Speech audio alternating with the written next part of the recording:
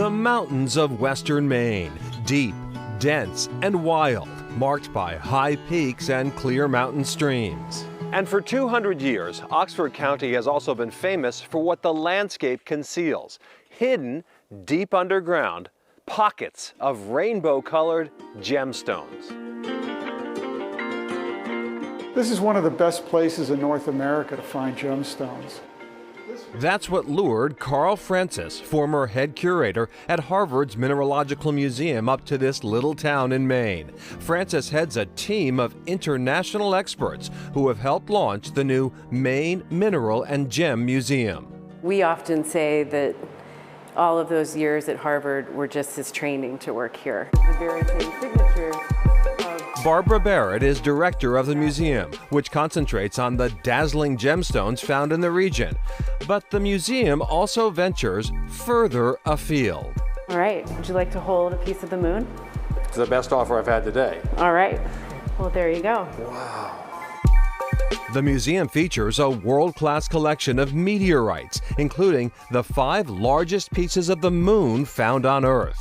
We literally have more of the moon than all the natural history museums in the world combined. I'm smiling underneath my mask. This is so cool. Visitors can even touch a piece of Mars. This chunk landed here on Earth after an asteroid collided with the red planet. I'm holding a piece of another part of the solar system. What a thrill. What a privilege. Hey, you want to give us a hand? Yeah. Visitors are invited to plunge into interactive exhibits. And stories of legendary local miners provide a thematic through line. This is the Parham Store exhibit. One exhibit, a recreation of Parham Store in nearby West Paris. For 90 years until its closing in 2009, Parham's was a mecca for mineral and gem hunters. Special attention is given to Frank Parham and his collection of minerals and gems. In fact, it's almost embarrassing to go there because they treat me like I wasn't just a guy off the street. He may be enshrined, but he's still in the thick of it. We find Frank Parham in his happy place, busting up rock in the Vicenen Quarry, in hopes of finding something unusual. These days, though, Parham leaves the heavy lifting to others. Right about there. And they will drill holes wherever I tell them. You see, Frank Parham is known as the Pocket Fairy, his instinct for finding pockets of gemstones the stuff of legends. In 1972, he hit the mother lode, nearly 2 tons of gem tourmaline in a single pocket. The new tourmaline gem find at Newry is the most fantastic find which has been uncovered in North or South America in the last 50 years. Frank is a truly amazing person. He is a remarkable guy and somebody everybody looks up to and goes to for information. 3 decades ago, Chronicle visited Frank Parham at his junkyard and garage. Main reason I make my livelihood with automobiles is that it's steady.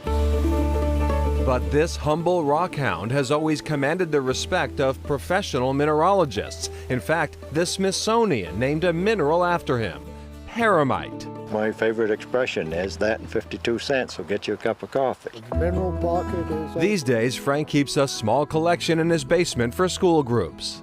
Kids love this. They'll pretty much wear the thing out, you know, to see this.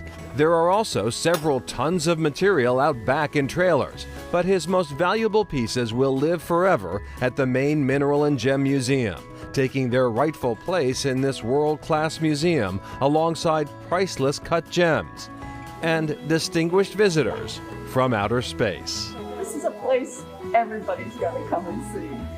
In this little town in Maine, this beautiful town in Maine.